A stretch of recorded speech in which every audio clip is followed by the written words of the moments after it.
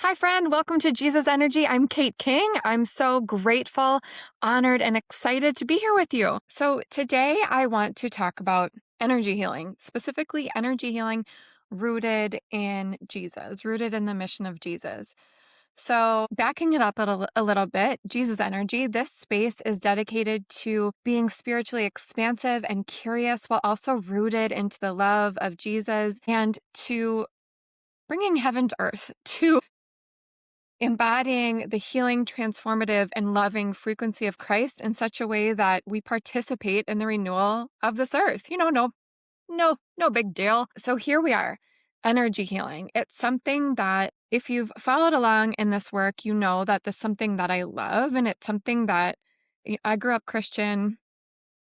Grew up in a Christian church. I still consider myself a Christian. I think Christianity is really beautiful.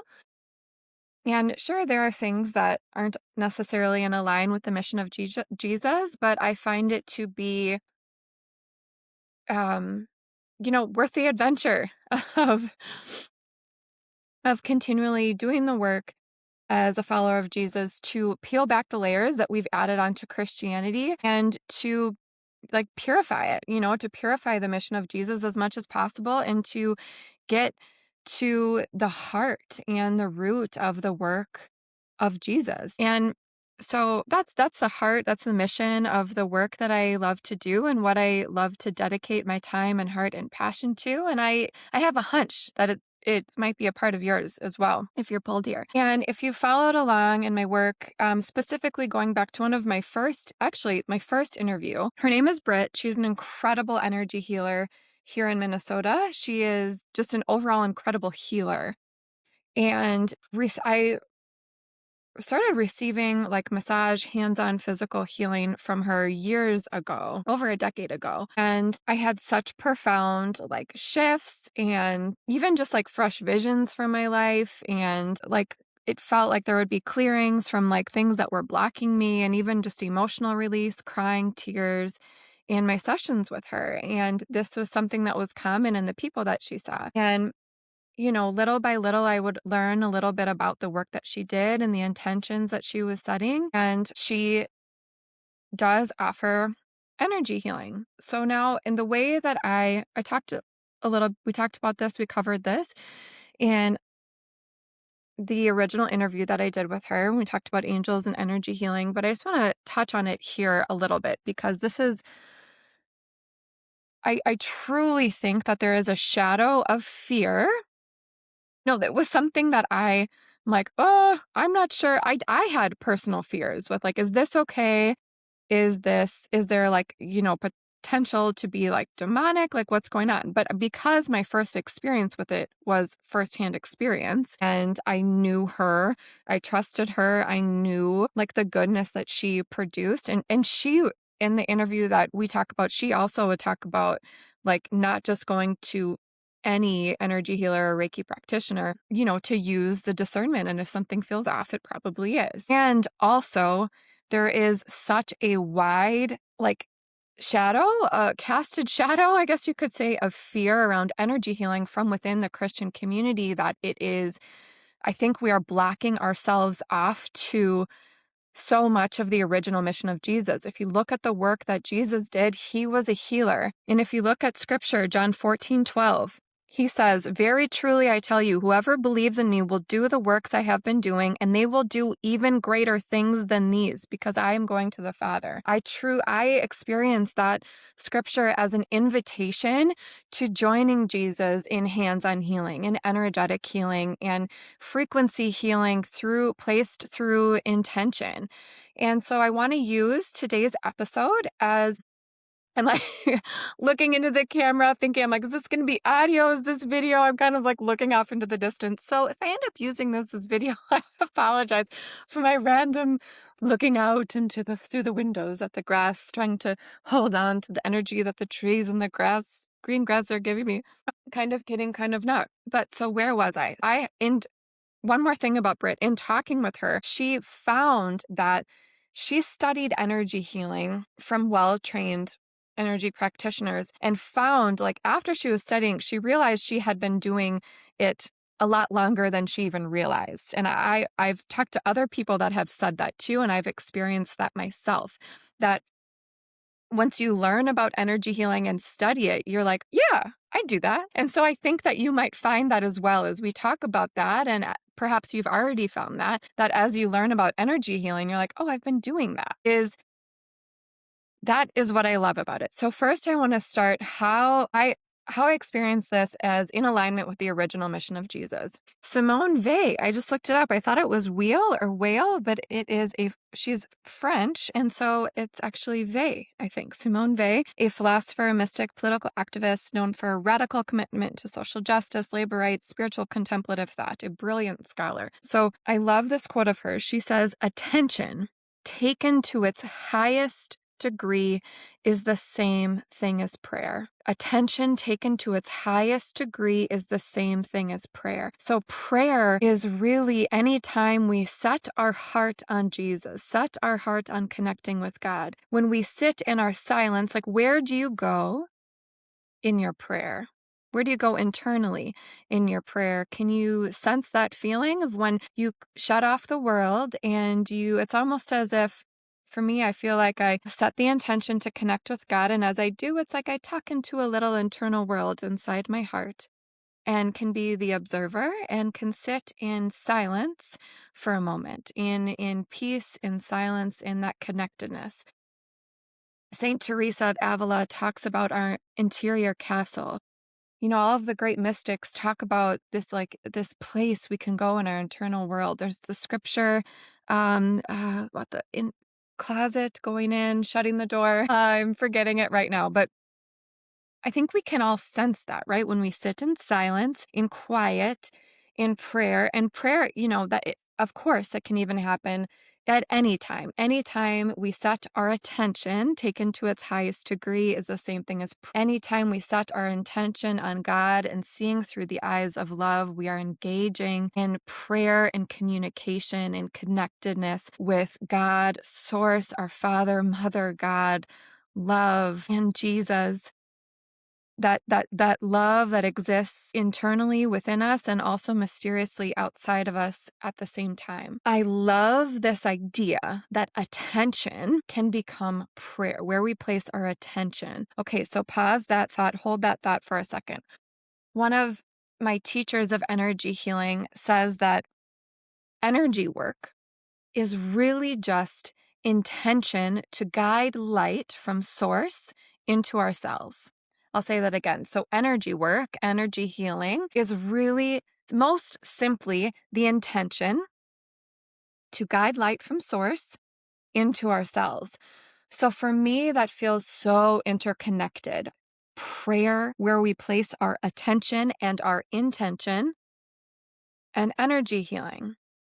So to me, prayer can be energy healing work when we place our intention to do so, when we use our prayer, when we go into that internal space of silence, of peace, of connectedness with God, and we use that intention and attention on God, on the source of all love and goodness, and intentionally send that out to something specific.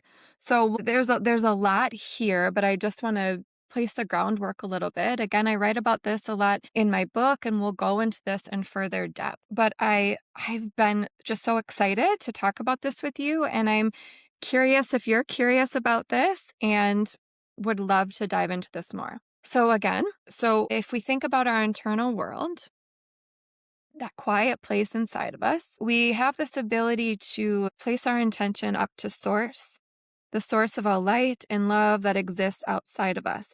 For a moment, I'm going to start with one simple small exercise. If we go into our internal world, can we take our intention, our attention up to the light, to the source of all love that exists outside of us, our God, our Creator, and imagine and envision, almost like a giant bright sun, the source of all light, place our intention and attention to focus on that light. Simply bring that light back down into the heart center. Hold that light and feel that light going up and down through our throat, our eyes, up and out our head. intending to connect only with God and our Creator, and being protected by Christ energy and connecting only with the source, with Christ, with the source of all love and goodness, connecting up and out to source and God and bringing that light down into the heart. So there's this stream of light moving up and down. I'm so bad at remembering horizontal and vertical, but seeing the stream of light going up and down through our throat, third eye area, up and out the crown chakra and up out to connect with Christ and source of all love, and then back down into our heart center. From here, we hold it in our heart center, place our intention protected by Christ, the love of all. Like I like to imagine within this, so brief pause to imagine a protective blanket of Christ within and around us. And then with that light in our heart center, simply seeing it go outward. And that's horizontal, bursting out from our heart and moving outward. So we've created this vertical and horizontal stream of light. Just from our intention. Some of us are able to see, and some of us don't have that internal seeing, and instead they have like a heightened, both incredibly beautiful, and instead there's just a heightened sense of awareness and attention. So for you, you might be deeper in touch with how things feel, and you can simply place your intention to connect with source and love and then bursting it outward. And if I really connect with internal vision and seeing, and I like to see that light vertically dropping into my heart center and pressing out horizontally. So that's really it. That's that groundwork of connecting and placing the intention to connect with love, the source of all light and goodness, being protected by Christ, and pressing that light outward. Okay, was that way too complicated for something really simple, or are we vibing with that? So that's a foundation of energy work, is connecting with this light and goodness. Some of my teachers say to connect with light above, a golden light below, and imagining a rose gold light from the earth, the ground, and connecting up through the soles of the feet and grounding you to the earth. I always like to have protection of Christ with me, and also potentially calling on an archangel Gabriel or archangel Michael. So from there, okay, that's the foundation. And then one simple practice that we can do. Would you like to know just one simple practice that I love to do? This is the foundation, the beginning of it. There's a lot more layers that go into it, but I want to share this one with you if it's something that you'd like to practice. So with that intention placed to connect, be protected by Christ and connect with the source of all light and love, and bursting that energy out forward. Simply, I like to place the intention to let a ball of light. So I'm placing my intention to see a ball of light, golden light, drop down into my heart center and extending out in every direction from my heart center outward. So bursting out from my heart and out through the back line of my body and just getting so big that it covers all of my body, but it's important that it goes from the inside outward. So a lot of people, when they're talking about energy work, or if you're an empath, some of my favorite teachers will talk about energy protection for empaths when we are so inclined to take on energy from so many people, and we're taking on energy and we don't even know it. People will talk about placing like a protective blanket between you and them. What I love about this ball exercise, that it goes little ball dropping down in the center of you and bursting outward, and imagine and seeing this golden light protecting you from the inside out. What I love about that is that you can become deeply aware of the energies that might be metaphorically or actually corded into your energy being. Getting too out there, or are we still on the same page? Without even knowing it. And so if we place a protection around us, there could be something more deeply ingrained in us that we're not noticing. So this might sound out there. This might sound, I don't know how it sounds. I really, really love this practice. And for many of us that are drawn to it, we hear it and we connect to it right away. We're like, oh yes, that makes sense. And if it doesn't, that's cool too. I would love to connect with you and we can talk about this more, and I will share more practices like these. And again, I will go into it in more depth in my book. If you're curious about Christ-aligned ways to practice, it is energy healing, but as I mentioned, it's really deep prayer. and intention and attention. Simply, we're all made up of energy. Everything is made up of energy. Matter is simply slowed down energy and light in a sense. And so it's really, to me, it's simply a deep form of prayer and becoming more aware of my energy and my interaction with the energy around me. That's what I love so much about it. So this is a great way, this ball of light exercise, imagining it going outward, simply by seeing that and practicing it a few times, multiple times throughout the day, whenever it comes to your mind. Simply practice seeing that light and pressing it outward. You'll start to set the intention as you do to become more aware of your energy, to become more aware of perhaps where in your body you feel slowed down. You might have a memory come to mind of an interaction that you had with someone that your body, your energetic being is longing to process and or simply release. Our intention is powerful, man. It is powerful. So as we do this, set the intention to simply become aware of your own energy and where you might be draining your energy subconsciously, unconsciously, or even consciously. Okay, so there's that. The foundation of energy healing and connecting to source, intentionally sending light outward and becoming aware of our energy. One more thing, neck wrinkles. I mentioned this. Are you looking at my neck wrinkles now if you're on the video? I mentioned this months ago that I was going to tap into this a little bit more, but I want to offer you a healing exercise for neck wrinkles. Okay, so there are incredible exercises that we can do to wrinkles to shift and change. So our body is our greatest friend, is our deepest soul sister friend. And it is always communicating to us. It is always like symptoms. And this gets very deep and there's so much to this. But just to breeze over the surface a little bit, our body is always speaking to us and is always trying to connect deeper with us and invite us into deeper compassion for ourselves and help us align with love. So wrinkles that show up on our face, and yes, it's about loving them. And yes, it's about embracing them because it shows, where we've been and our wisdom, all that good stuff. And also they can communicate to us ways that we are being invited into deeper self-compassion and self-love. Louise Hay is a goddess at this kind of work. And my teachers, Carrie Drinkwine, Allie Nympho, they talk a lot about our spiritual, physical connectedness. And from my perspective, one thing that's really important to me when talking about spiritual, physical connectedness is it is never about shame. Shame is never a part of the conversation here. Healing is always forward motion movement. When we engage with ourselves in this way, when we engage in observation of things that we notice about ourselves, it is always communication and moving forward. It is never about blame, self-judgment. No, that is all low vibration, and we can process it, we can learn from it, we can have compassion on it, but it is not what this is about. I introduced the idea a little bit about using energy healing and intention and attention to glean goodness from wrinkles on our neck. So neck wrinkles, they are a funny thing. I feel like it is something that,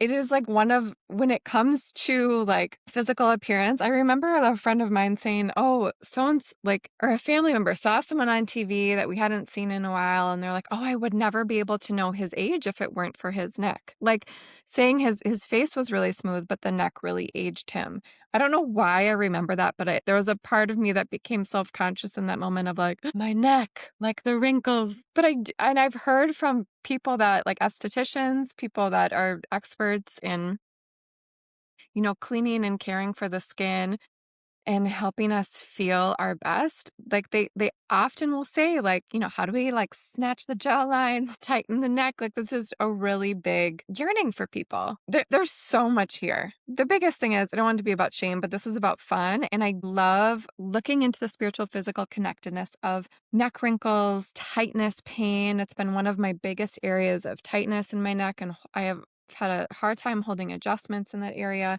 This is something I've put a lot of intention and attention on figuring out healing around.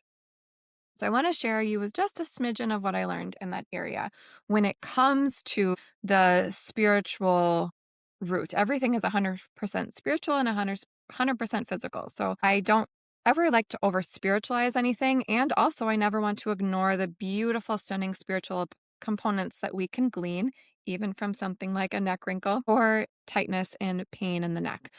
So, according to my energy healing teachers, tightness in the neck and also neck wrinkles can come from a lack of seeing both sides of a situation. And I turn my head from side to side because it makes logical sense. It makes intuitive sense. It can come from a lack of seeing both sides of a situation and the beauty in the balance and everything and understanding something from multiple perspectives.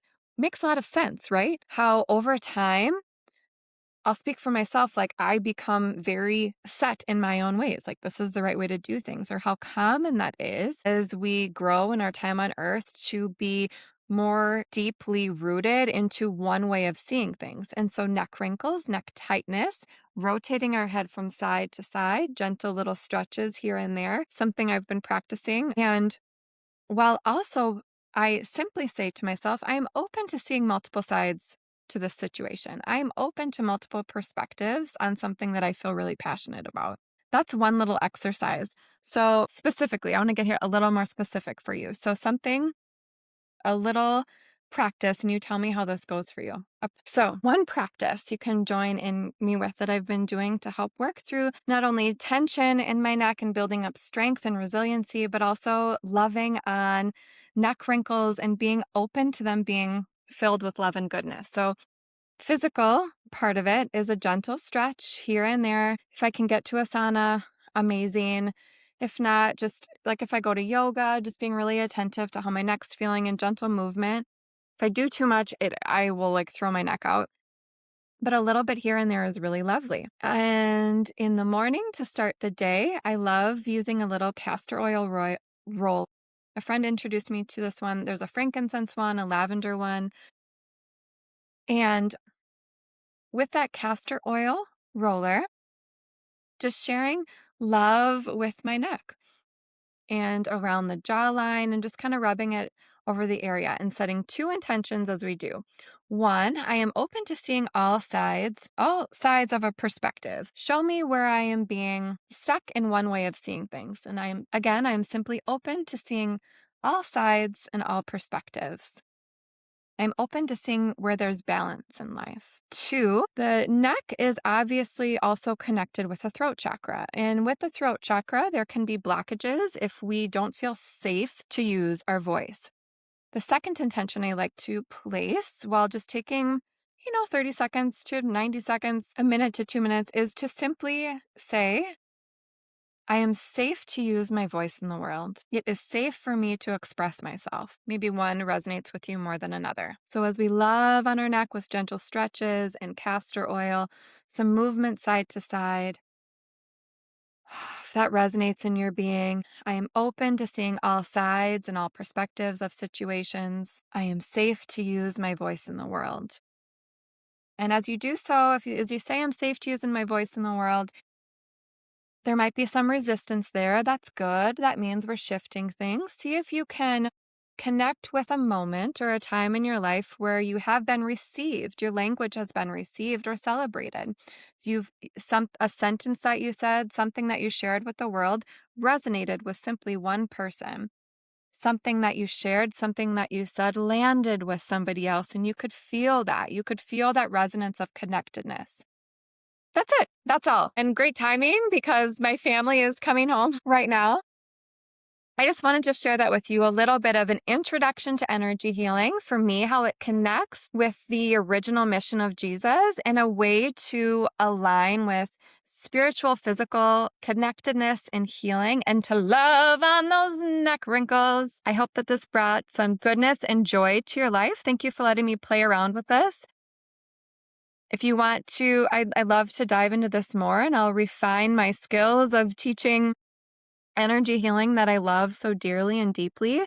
And I hope that this gets us excited about my book that's on the way and how I fell in love with energy healing and how for me I felt safe to become more spiritually expansive and rooted in Jesus. And I hope that we can do that together.